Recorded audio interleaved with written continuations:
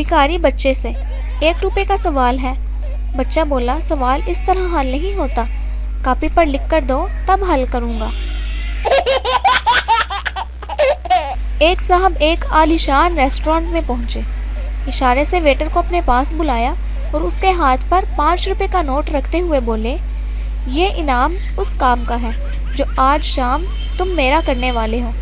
Waiter نے ان کا مطلب سمجھتے ہوئے کہا، آپ بالکل مطمئن رہیں، جب شام کو آپ اپنے دوستوں کے ہمراہ آئیں گے میں آپ کے لیے بالکل جگہ محفوظ رکھوں گا۔ ان صاحب نے وضاحت کی، نہیں نہیں، شام کو میری بیوی اور ساس میرے ہمراہ آئیں گی اور میں چاہتا ہوں کہ ہمیں کوئی جگہ نہ ملے۔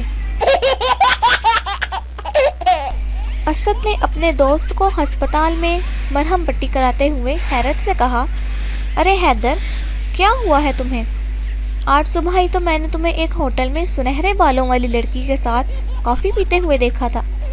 حیدر نے ایک آہ بھری اور کہا، تم نہیں، میری بیوی نے بھی دیکھا ہے۔